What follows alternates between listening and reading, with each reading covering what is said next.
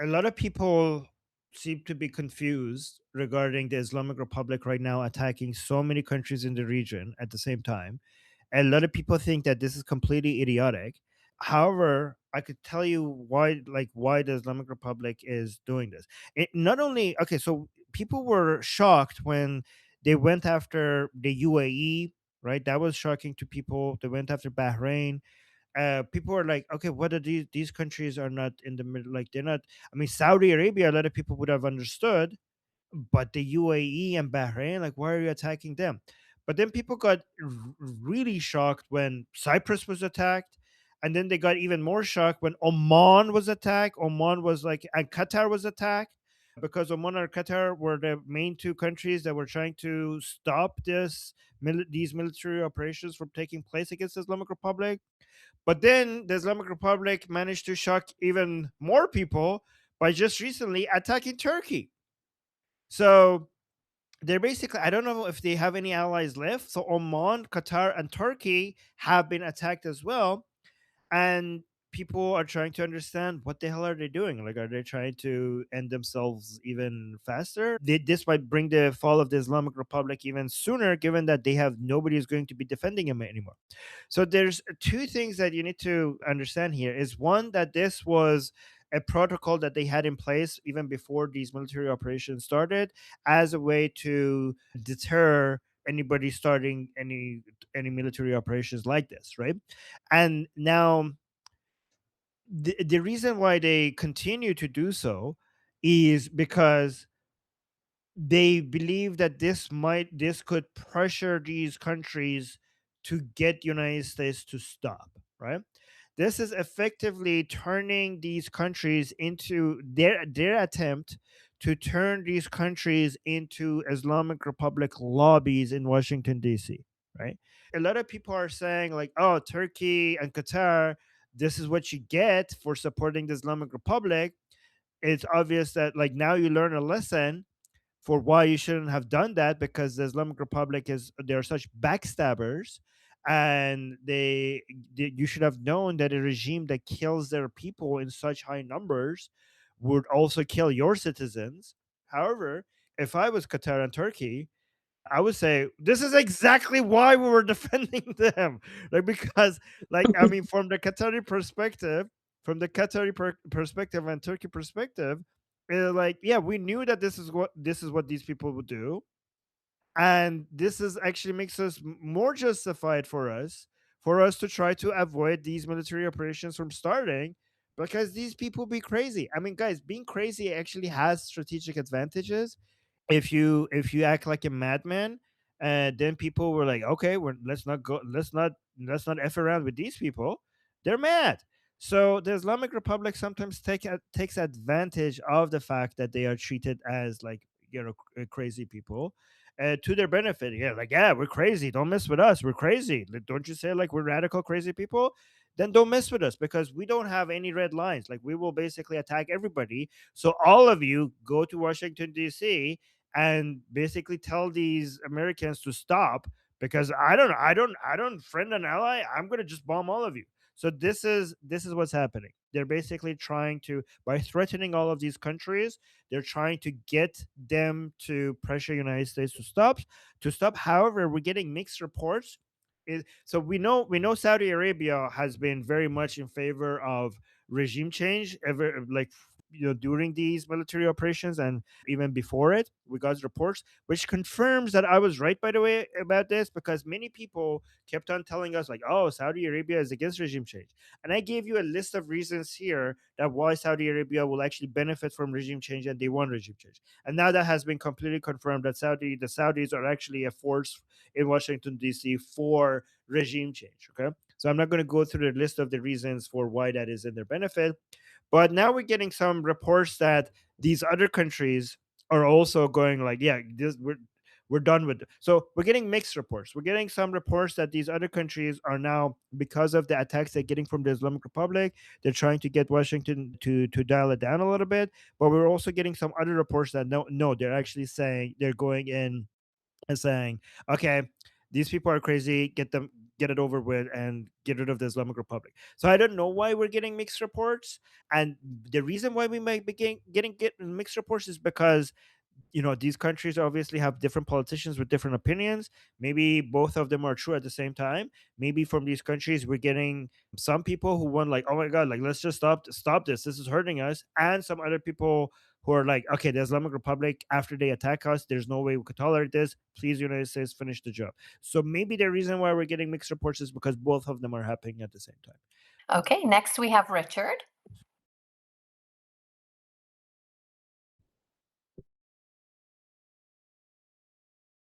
Richard. So, guys, when you raise your hand, make sure you have your mics ready. Oh, there we go. Can you hear me? Yes. Hello?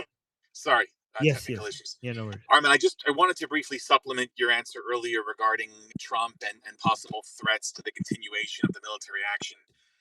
I think there's something else you have to take into account that might be an even bigger threat than the loss of political capital.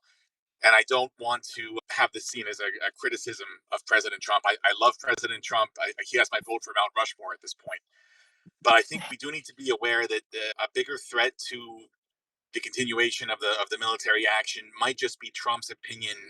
We've seen him change his opinion in situations where the recipients of his aid have expressed what he deems as ungrateful behavior. President Zelensky was an example, NATO to a lesser extent. I think if something were to happen that would cause Trump to question the appreciation that Iranians or other people have for his initiation of the military action, theoretically, he could just throw up his hand, change his mind, and said, "Well, I don't think I want to do this anymore."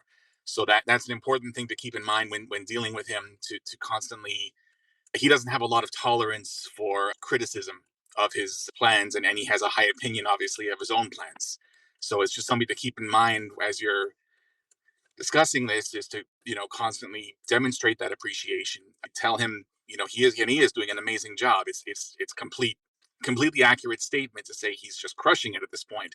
But my point is, don't ever say or do anything that could be interpreted as a criticism or being ungrateful. I mean, this goes in line with what I was saying regarding the fact that whatever is happening, the Iranian people need to make sure that if they hear any messages from President Trump that they might not like, it would be the biggest mistake for them to want to criticize him. So many people figure this out the hard way. So, and the reason why I keep telling Iranians that why should we even worry about whether or not President Trump is supporting, Iraqi Kurdish groups or alternatives to Princess of Pahlavi in the transition, right now as a leader, because we know that once Iran is free, the Iranian people will be able to have their say regarding who they want as a leader. So even if he says certain things that you don't like, criticizing him is not going to get you anything, because we just need to get rid of the Islamic Republic, and we will be free. Once we get rid of the Islamic Republic, we will be free to make these decisions ourselves. So just let's just get to that finish line, and don't just let the as long as the Americans and the Israelis are basically going 100% against the Islamic Republic, everything else is just noise. Everything else is just noise. And we need to just focus on the fact that they're doing that, and just continue to signal that we appreciate that. And by the way, guys, one thing I want to say to my Israeli friends here, the Iranian people really, really love Israel, and we see that what they're doing, and they very much appreciate them for what they're doing right now. The reason why we need to focus on America is because America's political climate is less sure. The reason why we're not focusing on Israel is because everybody in Israel seems to be on the same page on this. So, like, they're all like, it's basically a given that Israel wants regime change, and it's already there. Like, the support for this already exists there.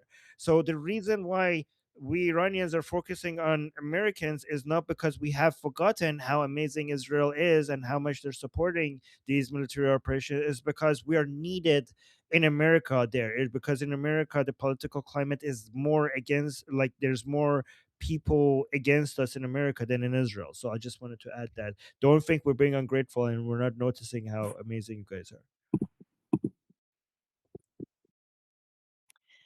Okay, next we have Lindsay.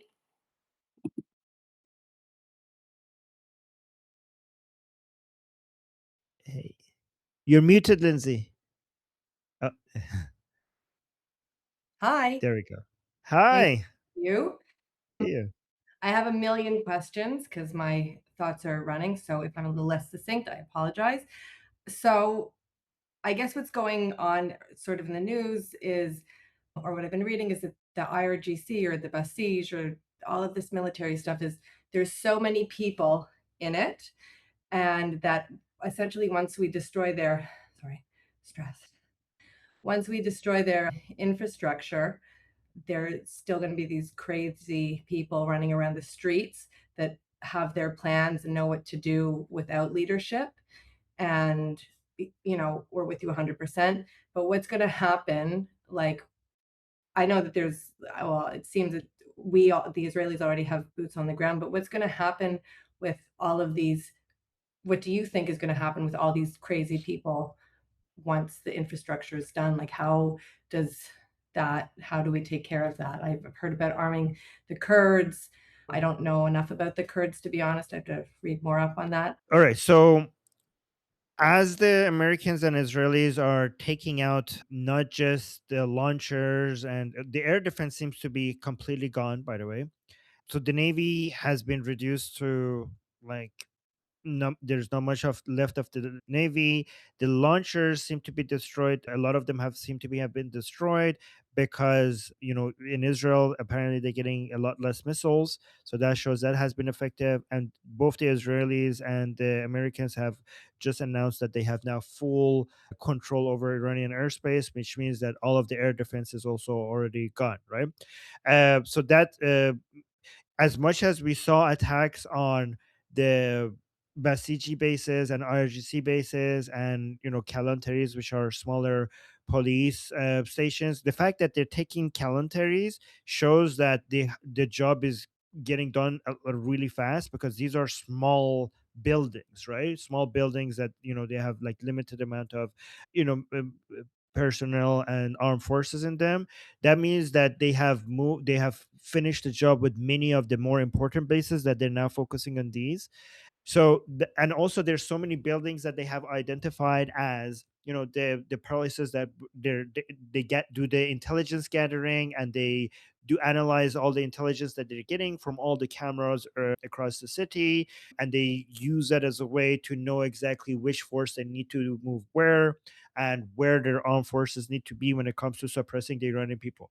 So these are like places people are on their computer, they're on the phone, they're getting the information, they're giving it to their higher ups, they come up with a strategy, they tell the people on the ground where to go, which people to kill, where to retreat, try to guide people into a kill zone where they could kill them over there, where to start shooting, where to stop shooting, where to use tear gas. All of these are like the armed forces on the ground. All of these information is coming from them from somewhere else, right?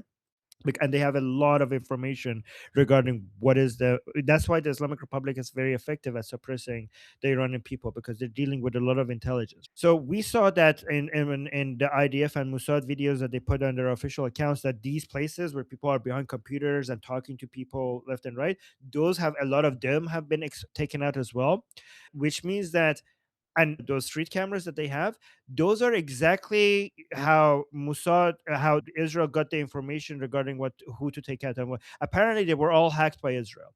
So the very tools that the Islamic Republic was using to suppress the Iranian people, the Israelis had access to all of them, and they could see the movements of the Islamic Republic all the time. Apparently, they were seeing everything all the time.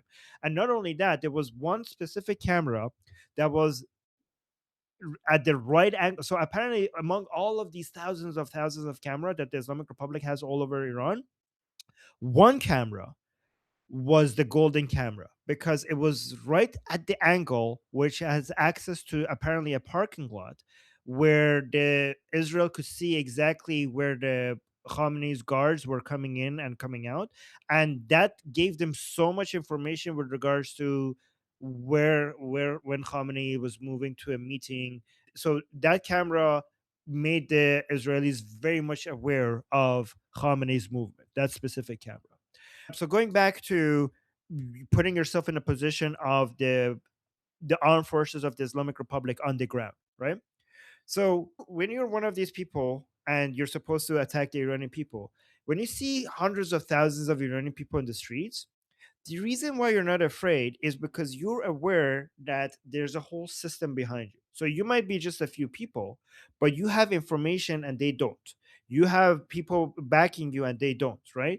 You could see what way more than what your eyes could see, and they don't see that. You have like eyes in the sky, you have the cameras, you know exactly where to go, when to retreat, and they don't. So now what's happening is that when you go into the streets, first of all, you don't have any place to go to because your base has been been reduced to dust. So they're putting out tents. They're basically roaming the streets right now. Some of these people don't know where to go. They're just like some of them are going to schools, right? A lot we saw images and videos that they're turning schools into their bases of operation, especially after Israel came out and mentioned that they would not never attack schools. So they're like, oh, okay, so we will just go and just stay in schools. A lot of we're getting pictures and reports that they're in schools and hospitals now. This is going to make it very difficult for them to be taken out. But the fact is that you could see as an individual that of the member of the like armed forces of the Islamic Republic that there's chaos. That the person that was speaking in your ear yesterday now is a different person. The guy that was always your commander, he's dead. And this person who's now speaking to you, he seems less more qualified for what he's doing, right? And you could see that everything is chaotic. So more of these people are going to get convinced that okay, this is game over. Like we're getting to a game over scenario. So what happens? What do I do now if I know that? There's three different possibilities depending on what kind of a person I am as a member of the Islamic Republic's armed forces, right? My so completely ideological, meaning that I don't care. I'm gonna stay here. I'm gonna either get killed or manage to keep fighting for the Islamic Republic, and I'm okay with each one. I am ready to become a martyr, right? Or I'm on the complete other end of the spectrum. Am I completely like pragmatic and just self-interested, and I didn't want anything to do with this. I thought I'm just getting paid for beating a couple of people. I don't want to die. Let me out of here. So these are people who might get encouraged to either run away, like for try to figure out how to save themselves, or maybe try to defect or signal to the Americans that hey, like how can I ask for immunity if I put my guns down? But there's also a bunch of people in the middle that uh, wouldn't put their guns down, and these are people who are on autopilot. They're kind of like robots. They don't think really much. They just do what they're told. And if we could like if you could get somebody from the Islamic Republic, if like the Americans could negotiate with somebody from the Islamic Republic for the in exchange of immunity to give the order to these people to stand down, that would be great. However, those more ideological durka durka people who just are going to keep shooting for the sake of Mahdi until their last breath, those will be a problem. And it doesn't, unfortunately, it doesn't take that many of them to kill a lot of Iranian people. So that is the part that is going to be a challenge to, and that might be the reason why the Americans are talking about arming certain groups of people. I don't know how effective that strategy is. The idea might be that if we, for example, we arm some Kurdish people and we attack the Islamic Republic from on their border with in Kurdistan with Iraq, then they would have to send some of their forces over there, and there will be less armed forces to basically attack the Iranian people. Again, a lot of Iranian people are sensitive about that because they think like, oh my god, you're arming separatist groups. I don't know. I'm not that worried about that because again, I think that if the Islamic Republic falls, the Iranian people will be able to defend their borders. So if this is a necessary tactic, then so be it. I don't. I know a lot of Iranian peoples will hate that. Um, I don't know how seriously America is considering that, anyways. But the border integrity of Iran is not anything that you could be messing with. Like even like I'm pretty sure millions and millions of Iranian people will join the armed forces after the Islamic Republic falls to defend their borders, and we're going to be able to maintain our borders. And I think that this is why the revolution phase is not even it's not over, and we might have to pay a heavy price continuing to fight these people, arm people in front of, like, it's not like as impressive as the Americans and Israelis are, it might be possible that they're not going to be able to, it's not like they could go and just kill every single armed forces of the Islamic Republic. At the end of the day, when the Iranian people come out, there might be many people who are still willing to shoot at them, much less effectively than before, because they're going to be less organized, they're going to have less bases, they're going to more, many of them would be defecting, they're going to have lower numbers, and they're going to be blind compared to how they were before. So just like the Iranian people who could only understand what the strategy is based on what they could see in front of their eyes, we might get to a point where that's how the regime forces are as well. However, the problem is that still that they are armed and the Iranian people are not. So that is going to be a challenge, and we might have to pay a huge price in the lives of Iranian people until we get to the finish line. So Is sorry that there went for too long, is but there yeah. any way to, like, get arms to the Iranian people? Like, if you gave me a gun, I don't know that I could shoot it, but, like, are they able to do something like that? So this is a very, very hot, heated topic among Iranians themselves, and it gets a lot of disagreements. Some people are saying, like, obviously that's what needs to happen.